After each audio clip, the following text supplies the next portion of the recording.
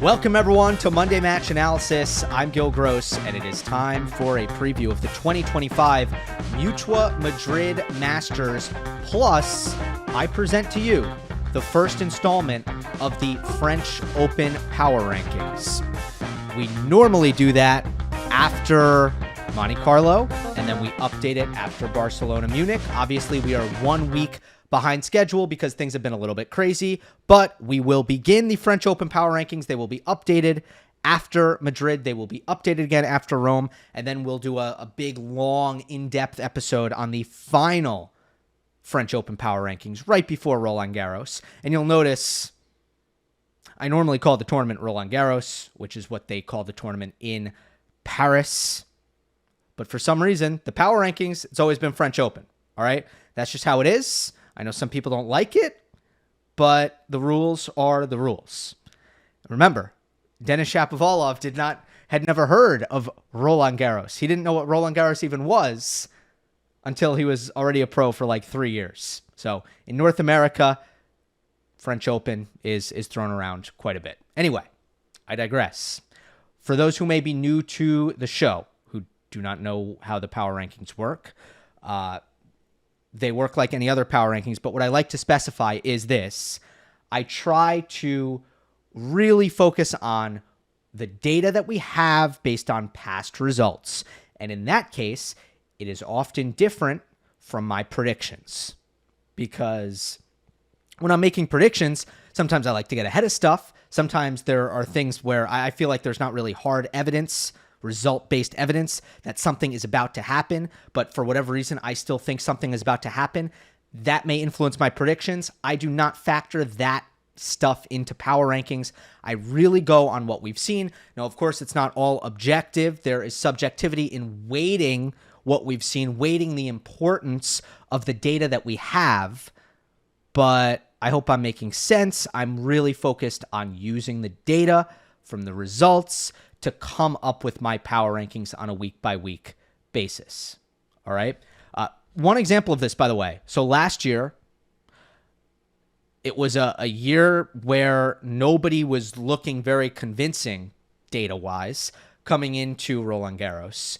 And therefore, surprisingly, and I forgot about this, Stefanos Tsitsipas ended 2024 number 1 in the power rankings. Alcaraz ended number 4. But who did I predict to win the quarterfinals? In my preview a couple of days later, I predicted Alcaraz over Tsitsipas, and I was not really even all that hesitant about that, and that indeed was the result. So always fun to take a trip down memory lane and look at last year's final installment of the French Open Power Rankings. But let us go now to the first installment of 2025 here on April the 22nd. I will begin with the next out players, the players who did not make my top 10.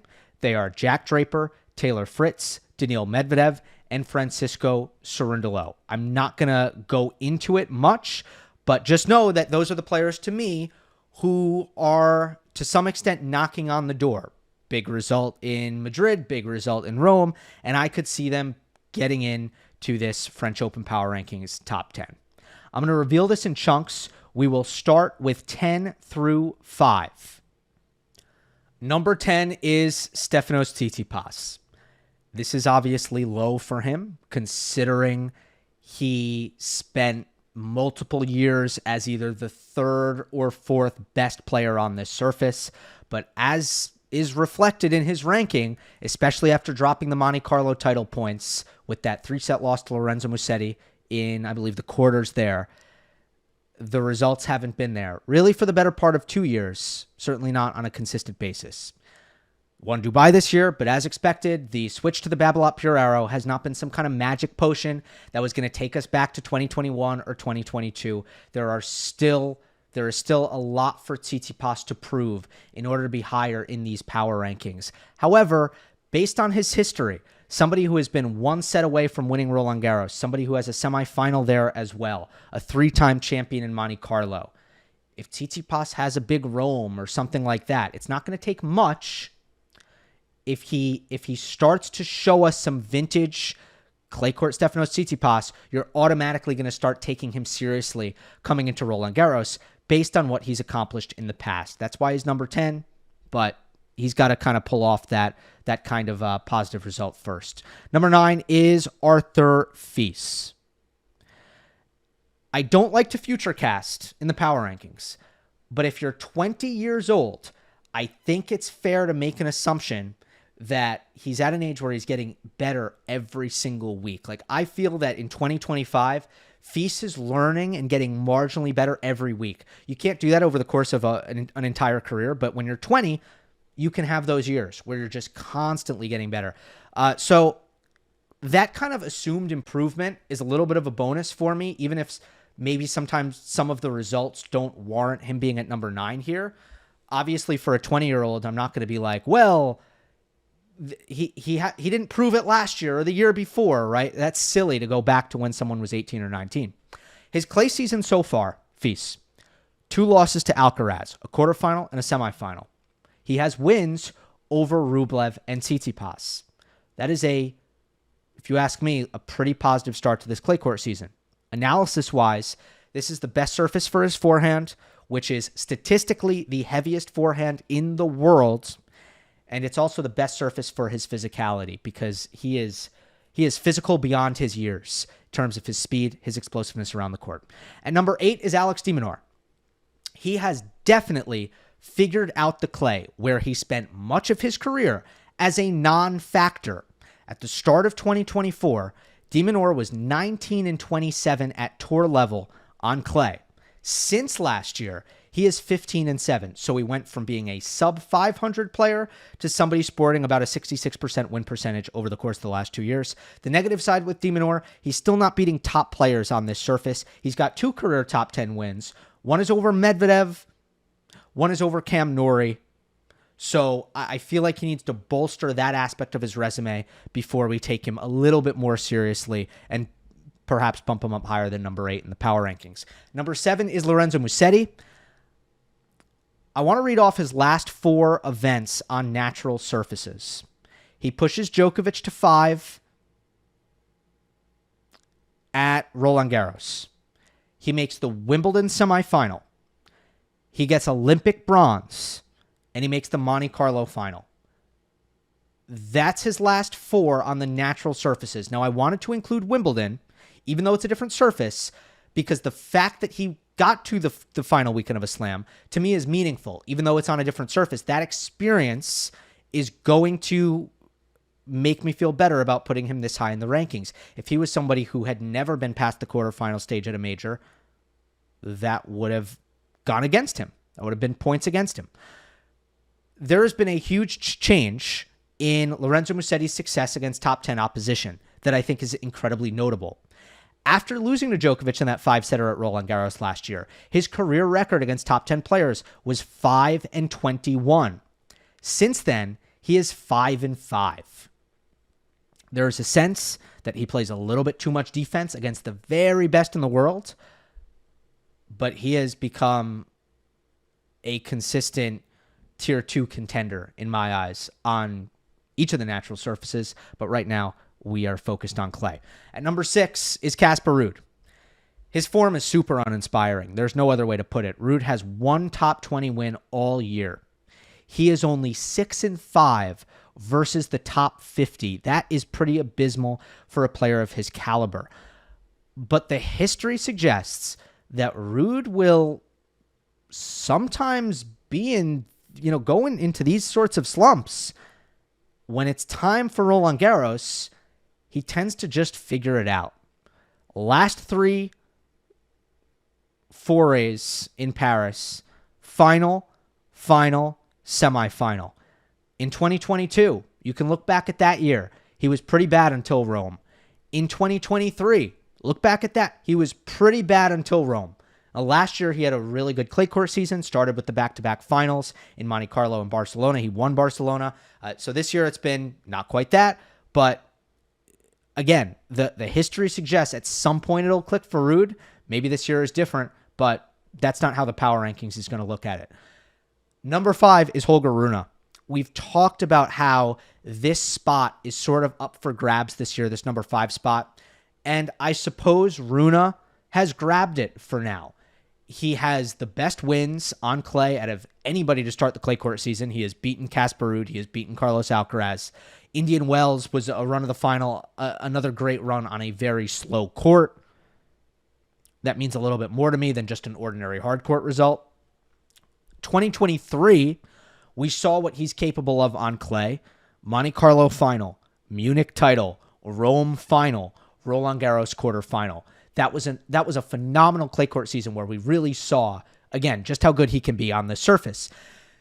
What goes against him is there are real best-of-5 questions. He's lost before the quarterfinals at his last 7 majors. He has 3 quarterfinals in his career. Not only has he lost all 3, he hasn't even pushed one to 5. They haven't been great in general. But Rune still comes in at number 5. Okay. With that said, I guess I shouldn't have revealed Rune. We haven't done that yet. Now we're going to do the top 5. Number 5, as I just went through, is Rune. 4 is Novak Djokovic. 3 is Jannik Sinner. 2 is Alexander Zverev. And 1 is Carlos Alcaraz. So let's start with Novak Djokovic. He has won 2 out of the last 4 editions of Roland Garros. Last year, an injury ended his run, and he won the Olympics last year on court Philippe Chatrier.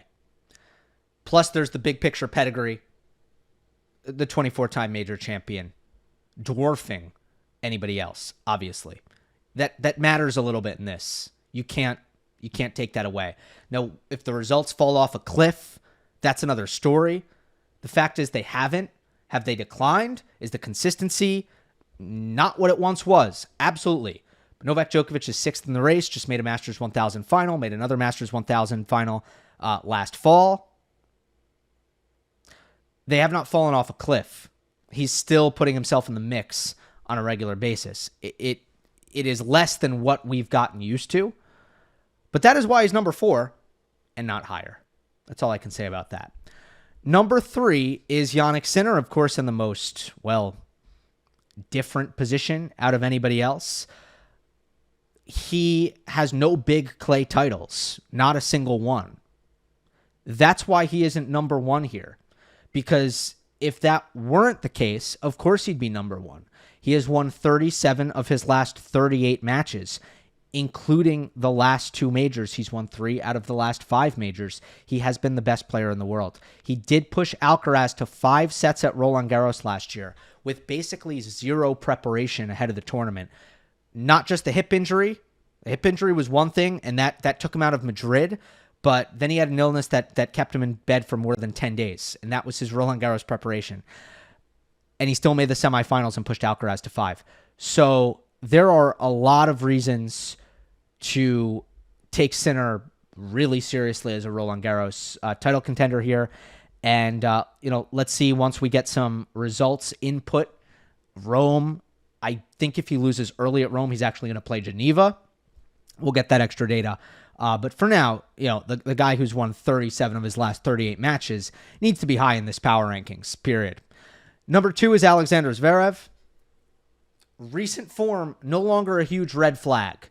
We were going for a couple weeks there where it was going to hurt Zverev in this exercise in a big way, but he won Munich pretty easily, other than the Griekspoor match. And I don't even think he looked so bad in the opening round loss against Matteo Berrettini at Monte Carlo. I actually think he showed positive signs as far as his level is concerned. Last year, won Rome, made the final of Roland Garros. If you look at his clay Masters 1000s haul, 2 titles in Rome, 1 runner-up. 2 titles in Madrid, 1 runner-up. There aren't a lot of other guys who can match that resume as far as big clay events go. Now, I'll be honest. I'll be looking to bump Zverev down. I will. Because he doesn't get the benefit of my doubt going into majors as far as a title contender goes. With a 3-9 record in the final weekend of majors, it has always been a concern for me. It remains a concern for me. And that, again, the fact that I just talked about how, Sinner, his major haul, that gets factored in Djokovic, his major haul, that gets factored in. Alcaraz at number 1, who I'm about to talk about. The fact that he's won 4, that gets factored in. Well, so does Zverev 0. Zverev 0 matters here. And that is why I think if other guys, like if Sinner and Djokovic are convincing ahead of Roland Garros, I could easily see them jumping Zverev here. Number 1 is Carlos Alcaraz, the defending Roland Garros champion. His last 4 clay court events: Roland Garros title, Olympics final, Monte Carlo title, Barcelona final. Pretty awesome. Extra time on the forehand, extra effectiveness with the drop shot. His speed around the court and his defense just becomes that much more stifling. He gets more jump off the court with his forehand as well. So there's so much to like on this surface for Carlos Alcaraz. And he beat Jannik Sinner head-to-head last year. He beat Alexander Zverev head-to-head last year in best of 5. So, of course, he is going to be over Zverev and Sinner. That's not the only reason, by the way. I go against head-to-head all the time. But I'm just going to sprinkle that in there as a little bit of a bonus. And that concludes it. So one last look here at the French Open Power Rankings. I will go now in order of high to low. I've got Alcaraz, Zverev, Sinner, Djokovic, Rune, Ruud, Musetti, De Minaur, Fils, Tsitsipas. That is my top 10. And now, without further ado, let us get into the quarter-by-quarter Madrid preview. Just a little bit of a disclaimer. A couple of things, actually, before we get started. One, a little bit, I'm in a bit of a time crunch, so I wasn't as copious with my note-taking, and what you'll probably notice is I'm not going to be bringing as many stats to the table as I normally would in these previews. Just wanted to flag that. Quickly, though, the Madrid conditions, I like to put it this way. It's a different thing. It's just a different thing. It's not like the others. It's not as predictive when it comes to Roland Garros because of that. There are a couple of things I like to point out here. One, let's go to the women's side because I think it's even more stark here. Who has the most... Women started playing the Madrid event in 2009. Who has the most titles on the women's side at this event? It is Petra Kvitova. She is not a very good clay court player. She's a fast court player. Her best tournament throughout her career was Wimbledon. She is a server. This is the player who's won Madrid 3 times. It tells you something. John Isner, the player who relies on his serve more than anybody in the history of tennis, other than maybe Ivo Karlovic. John Isner said that it is his favorite tournament to serve at. I'll throw one more. It was the one event that Rafael Nadal was somewhat beatable at. If memory serves, 6 titles, still a big number. Maybe one of them came on hard court even before Madrid switched to clay. I'm not sure. But, still a big number, but it's not the double digits that we saw at the others. All right? What does that tell you? It's just different because of the 2,000 plus feet of altitude, mostly. And I also think the architecture of the main stadium makes it very indoorsy. There's no wind. That changes things a little bit as well. Okay. That is all. Now let's get into the quarter-by-quarter preview. As always, dark horses, upset alerts, early popcorns. Start with the top seed, Alexander Zverev's quarter. He's got Rublev, Shelton, Fils, Cerundolo, Menchik, Popyrin, and Davidovich Fokina. My dark horse here is Jaume Munar. My upset alert is Andrei Rublev. And my early popcorn is every third round. This is a really loaded quarter for Alexander Zverev again. Zverev got a bad draw at Monte Carlo. I think this is another bad draw. It would have been worse if this were Rome, because a guy like Arthur Fils, a guy like Francisco Cerundolo, underseeded on a clay court right now. So it's pretty on. Now, Zverev would only play one of them. It's impossible for him to play both of them. But that's a little bit unlucky, right? Ben Shelton just had the big run in altitude clay in Madrid. Granted, Zverev handled him quite easily. Andrei Rublev is the defending champion as well. There's question marks there. He's my upset alert. We'll get to that in a moment. Let's start with the dark horse. Oh, Davidovich Fokina also. I mean, he's interesting right now on clay. He's had a good year. And then Menchik, if these are great serving conditions, he is one of the elite servers who has emerged. So I think it's a pretty loaded quarter. My dark horse here is Jaume Munar, who is having the best year of his career. He's made a huge effort to be more offensive the last couple years, and he's just starting to see the results of that hard work pay off this year.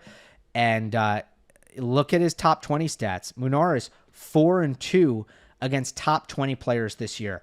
And I want to add one more thing about Munar. I was on a podcast recently. It was the Tennis with an Accent podcast.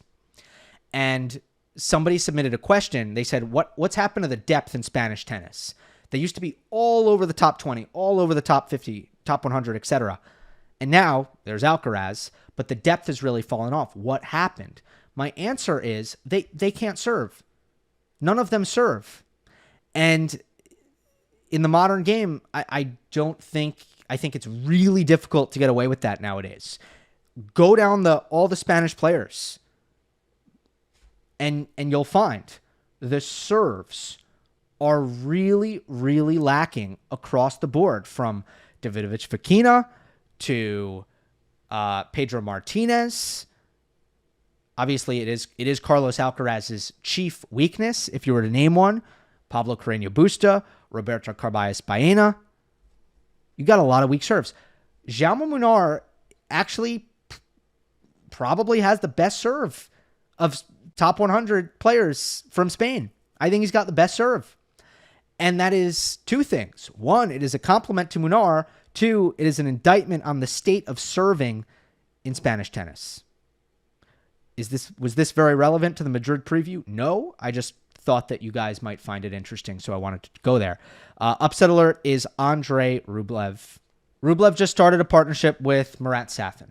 I'm really excited about this news. I'm hopeful about this partnership long term. And again, looking forward to seeing how it plays out and hoping it does bring Rublev kind of back to what he's capable of. That said, Andre with extra pressure right now, defending Masters 1000 points, that just doesn't seem like a great combination, especially in conditions where he can be served off the court. Sometimes a problem for Rublev, who can get pretty low on returns in play against really good servers. And he does have a somewhat difficult draw. Monfils in his opening match, who he's won 3 matches in a row against, but all the matches have been close enough where it doesn't change a ton for me. I still think that's dangerous. And then after that, it might be Mickelson, it might be Popperin. I actually couldn't see him losing to Mickelson, but Popperin would be dangerous in my opinion. I think altitude clay is actually Popperin's best conditions, and he's finally looked like some things clicked for him in Monte Carlo. So yeah, upset alert is still Rublev. Obviously, he's been upset way too often in the last year plus, and that goes into it as well. Early popcorn is every third round match. I was just going up and down the list, and I love all these matchups. And I know third round doesn't usually qualify as early on this show. But listen to this. It's Zverev if the seeds hold. I'm just going to say all the seeds hold, okay? That won't happen, likely, but let's pretend it does. Zverev, Davidovich Fokina, Cerundolo Fils, Shelton Menchik, Mickelson Rublev. Like, that's fire. I don't know what else to say. Quarterfinal prediction. I've got Alexander Zverev defeating Ben Shelton. That's right. Munich final rematch. Munich is only slightly less altitude than Madrid. Usually, though, it doesn't play very similarly to Madrid because it is freezing cold. And cold conditions mean slower, lower bouncing, so it kind of takes away from the altitude effect. This year, after the first couple days, it ended up getting pretty warm, and you saw how much it helped Zverev and Shelton with their special serves. Now, they are very different servers in how they go about it, but they both have very special serves, and in this lively altitude clay, it goes a very, very long way. Of course, Zverev has the long track record in Madrid, a 2-time former champion. Shelton does not, but I do think that Ben is getting his sea legs in the clay, and the way his ball, the liveliness of his ball off the serve and the forehand, I just think it's going to be nasty here in Madrid. Let us go now, though, to the number 3 seed Taylor Fritz. He's got Rune, Medvedev, Ruud, FAA, Korda, Hurkacz, and Nakashima. For me, one of the quarters with the most question marks. Fritz didn't play Monte Carlo, didn't play last week in Munich, presumably just trying to make sure that ab injury gets better. Rune's coming off of a title. In some ways, that's good. In some ways, that's bad. We understand the double-edged sword there. Medvedev on clay and the overall struggles, I think, speak for itself. Casper Ruud, he can't find it right now. FAA has really struggled after an incredible February. Hubert Hurkacz coming back from injury. All right? So it's an interesting quarter here. My dark horse is the winner of Fabian Marozsan and Flavio Cobolli. My upset alert is Hubert Hurkacz. My early popcorn is Medvedev versus FAA round 3. I had to go to the third round again. With the top 32 seeds getting first round buys at these Masters 1000s, it can be difficult to find a very, very juicy matchup in the first 2 rounds. Unfortunately, that's just how it is. Marozsan Cobolli winner. Fabian looked good last week, by the way, in Munich. Cobolli won the title to start the clay court season that first week. So they've both done some good things. Cobolli's best surface is clay. He's got the heavy kick serve. He's got the big forehand and the A+ speed around the court. Marozsan is a very special attacking player in a multitude of ways. Like his offensive ground game is just really good with how well he times the ball, redirects, and then uses the drop shot. He's also got some easy power to him. So I think both of them can be really dangerous. However, the winner plays. Wait, am I looking at this correctly? Try to figure this out real quick. Oh yeah, the winner plays Rune. So underdog in the second round, no matter what. But I think they are a dangerous underdog, especially if Holger doesn't turn up, and recover from winning the title, because there is a recovery process involved there. I have Hubert Hurkacz on upset alert. Traditionally, I might say there's a lot of things to like about Hurkacz at this event. It's a good serving tournament. The ball bounces up nice and high, so his flat shots are not as much of a liability. It's easier to flatten the ball from a high contact point. But he's coming off of injury, and it's been a while since Hubert Hurkacz has looked his best. Early popcorn, Medvedev versus FAA round 3. I don't know, there's something about this that intrigues me quite a lot. FAA, of course, high stakes as far as his ranking is concerned. Last year's finalist, it was the luckiest Masters 1000 run to the final I have ever seen. Probably the luckiest I will ever see. I don't feel bad saying that. When everybody you play gets hurt, that's lucky. So, I mean, he did beat Casper Ruud, who was kind of exhausted. That was the best win on paper, but it was unbelievable on FAA's part. I'm fascinated to see, though. This is clay that should work for Felix. Good serving conditions. I mean, is he going to turn this around? Because I really did like what I saw in January and February. I felt like he made some real improvements, and it's just fallen off a cliff since then. And then for Daniil Medvedev, again, I mean, look, I actually don't think the Madrid conditions help him. I don't think the really, really lively bounce is a good thing for him, but it continues to be interesting to see him kind of traverse this next phase of his career. And, we're still trying to figure out what exactly it's going to be. All right, quarterfinal prediction is Taylor Fritz defeats Daniil Medvedev. Picking Medvedev to the quarterfinal, it definitely makes me nervous, but I just have my concerns about Holger Rune because of the consistency issues we've seen, because of the durability issues we've seen. I don't know if he's built to necessarily be a guy who wins this massive title and then comes back the next week and has another great week. Right now, I don't know if that is... And by the way, very, very different conditions. Huge adjustment conditions-wise. Something tells me that Holger might be a bit compromised based on all the effort output from Barcelona. Even though you do have some time off based on the new Masters 1000 format. So that's why I go with Medvedev there. Against Felix, Daniil's still a guy who gets so many returns back in play.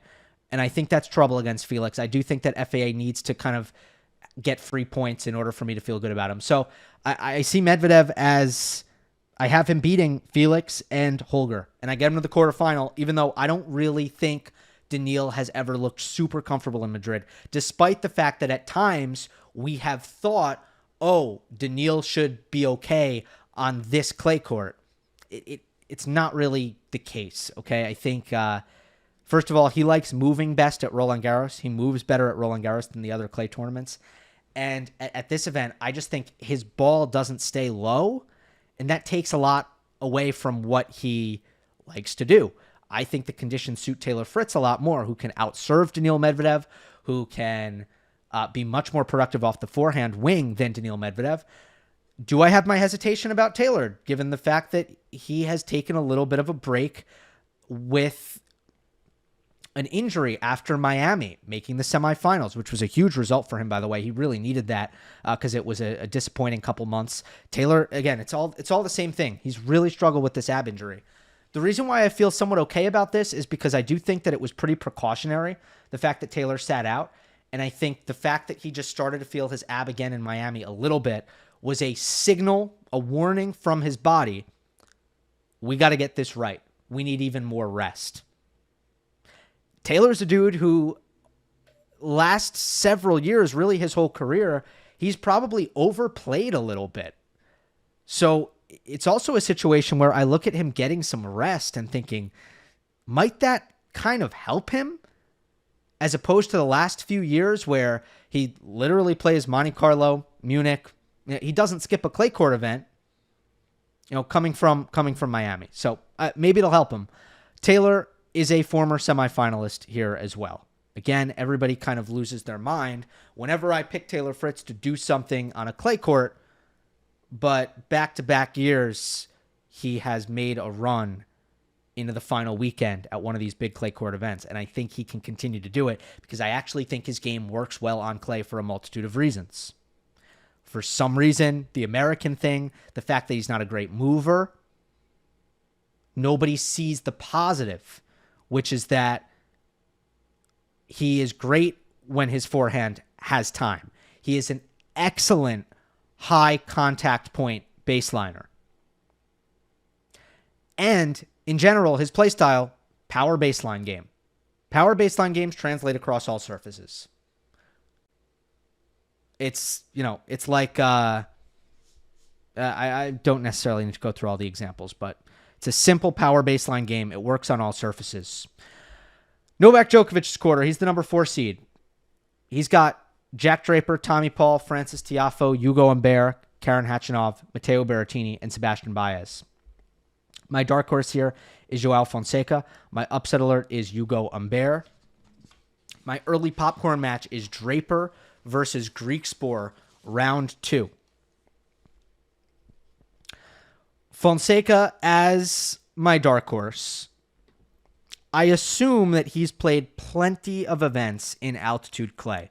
Normally when you just play a lot in South America, you play a bunch of those challengers, you play those ITFs, you get some reps in some of the higher altitude cities in South America. I assume that's the case with Fonseca. Ultimately, when the ball is lively and jumpy, it just enhances his incredible weaponry. I think Fonseca actually will beat Tommy Paul. I do. Then it would be Karen Khachanov. Then it would be either Jack Draper or Matteo Berrettini or somebody else. Upset alert is Hugo Humbert. He broke his right hand. I was watching him hit backhands against Alexei Popyrin. He can't hit his backhand right now. So that's why I'm putting him on upset alert. He's another guy, flat hitter, much better in low bouncing conditions. Much better. Not going to like the liveliness of this Madrid clay. And his backhand is messed up. He could manage it all right. Popyrin, I think, got tight in that match because he would have been embarrassed. That would have been embarrassing. If Popyrin lost to a guy with a broken hand, would have been embarrassing. I think, arguably, depending on what the state of Humbert's hand is, if somebody loses to him, it's a little bit embarrassing.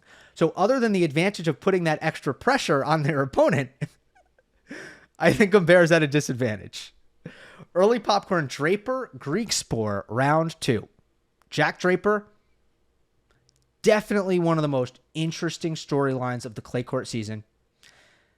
Is he going to be a factor or is he not? Like, he is a guy who I could see falling out of the French Open power rankings completely. Right now, he's in the next out. I could see him falling out completely, or I could see him, if stuff breaks right, he could get up to, number in that like 7 through 4 range potentially, depending on how this all goes down.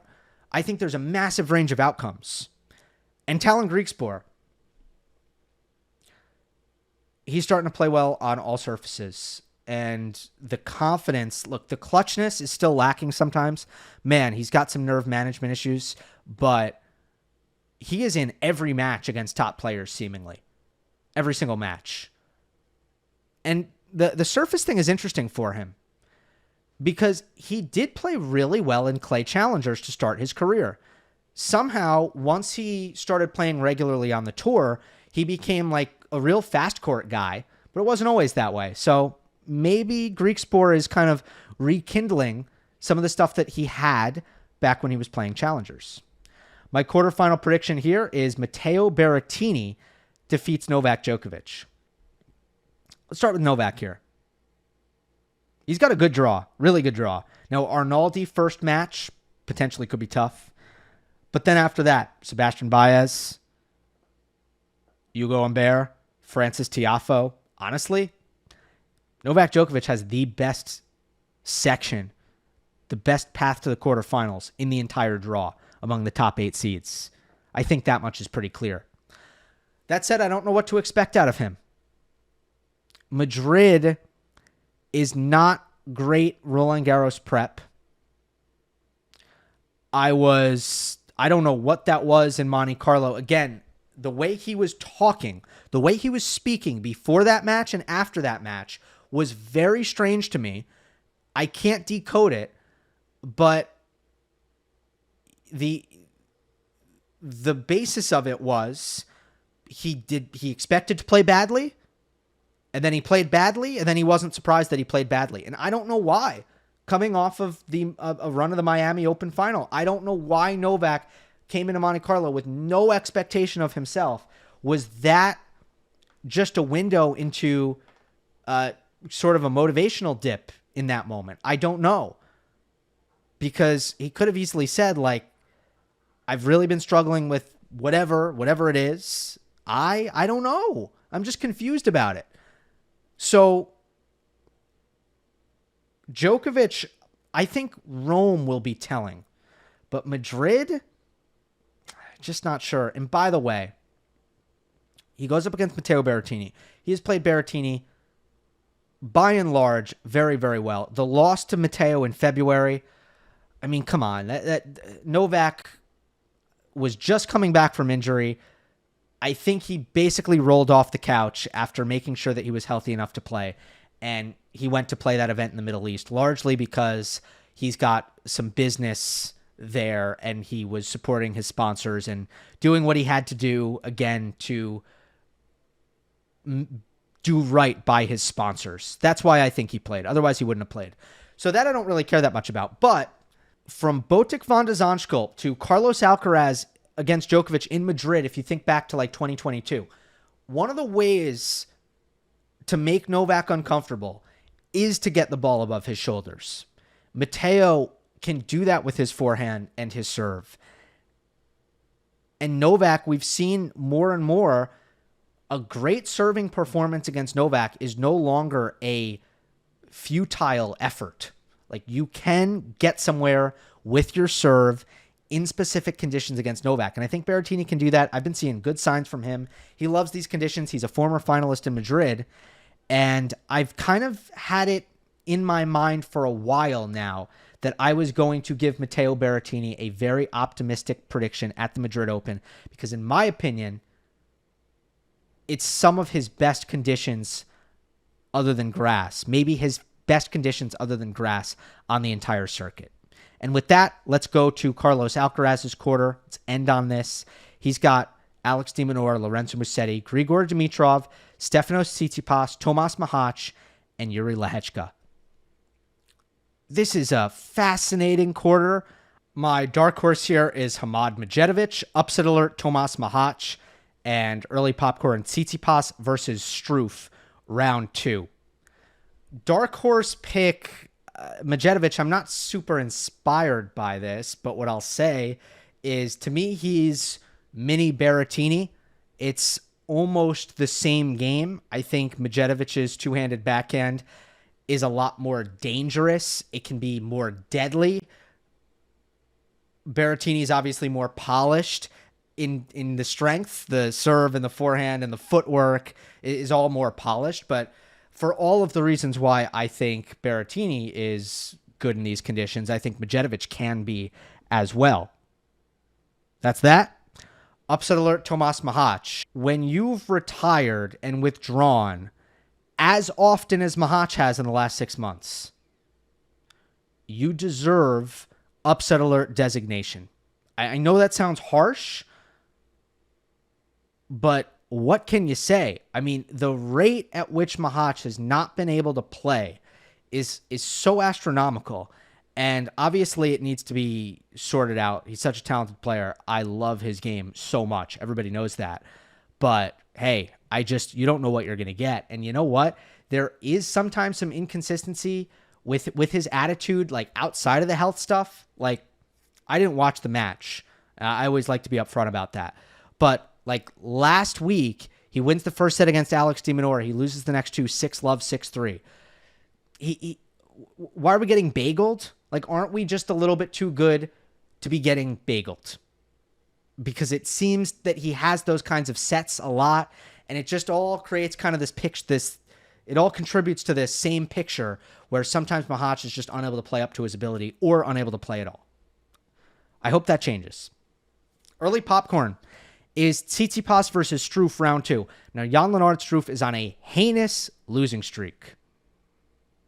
And in that sense, the match could disappoint. But you look at Struff, a former Madrid finalist, probably, all things considered, the most impressive run of his career. And this head-to-head is 5-4 Tsitsipas. This head-to-head has been a total toss-up. And they have played spread out 3 times in 2019, twice in 2020, once in 2023, 3 times in 2024. It has been a matchup that has been consistently competitive and consistently dangerous for Tsitsipas. And in that sense, my interest is piqued. Okay, quarterfinal prediction here is Alcaraz defeats Tsitsipas. Now, I did not want to pick Carlos Alcaraz to advance out of his quarter initially. I did not want to do it. However, this quarter just happens to have all the one-handed backhands. Musetti, Dimitrov, Tsitsipas, Shapovalov. They're all here. And the thing about one-handers in this altitude, the average contact point getting so much higher, being so much higher, especially against a heavy spin player like Alcaraz, that is a problem for every one-hander there is. It's an issue. I mean, you can move back, like if you're Musetti, you can just move back, and now we have to worry about the drop shot with Carlos if you're going to try to move back far enough to kind of protect your contact point on a more regular basis. I just cannot see Alcaraz. Again, I wanted to pick against him because I just think it's been a lot. Ruud struggled last year to go Monte Carlo final, Barcelona final, back-to-back. Tsitsipas struggled to go Monte Carlo final, Barcelona final, back-to-back. Even Rafael Nadal, arguably, struggled a little bit with that. You could also throw that maybe in as another reason why he was at least relatively easier to beat in Madrid. So I think it's really tough. But I cannot see Alcaraz losing to a one-handed backhand in altitude in Madrid. I just can't. And by the way, when these guys slice, it's tougher to control the slice in the thin air. And you don't get as much reward from it. Obviously, the ball is not going to be necessarily skidding off of this court surface and staying low how you would want. So it's not a good thing for these one-handers at all. And then de Minaur, nah, I don't see it. So I had to put through Alcaraz, even though I do think there's a chance that he might have an erratic performance in here. And now, without further ado, it is time for final weekend predictions, revealing in 3, 2, 1. I've got Zverev over Fritz in 3, Berrettini over Alcaraz in 3, Zverev over Berrettini in 3. This would be a rematch of maybe the I don't have the year on hand, but 2021, 2022, this was a former Madrid final. I remember it. And yeah, I have it going down again. Now, what do I need to address here? First of all, for Zverev, this would be a cathartic win. Taylor Fritz terrorized him second half of last year. These are Zverev's favorite conditions. And in terms of the comfort of moving on clay, that's where Zverev has an even bigger advantage than what you would normally get over Fritz in the movement category, which I think can make a little bit of a difference for him. Most of those matches have been really close anyway. It's not a matchup that's just going to go one way forever. Berrettini over Alcaraz. I'll just say this. Do I think that Matteo can beat Djokovic and Alcaraz back-to-back? No, I do not. No, I do not. I just think that one of them will get upset, and ultimately, I want to pick Berrettini through to the final based on his half of the draw. I want to get him there.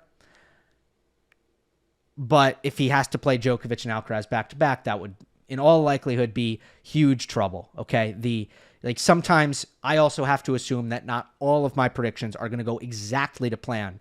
And I just think Berrettini's due. I'm feeling it right now with that. It's a little bit of a gut thing, obviously.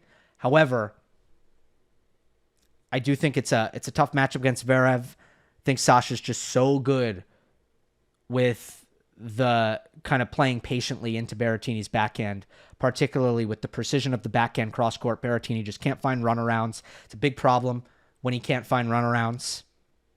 And that's why I'm going Zverev over Berrettini in 3 sets. All right. Next time you hear from me, I believe will be an episode of 3 with Joel Drucker and Amy Lundy. I will see you then. Hope you enjoyed. Don't forget to subscribe, and I will see you next time.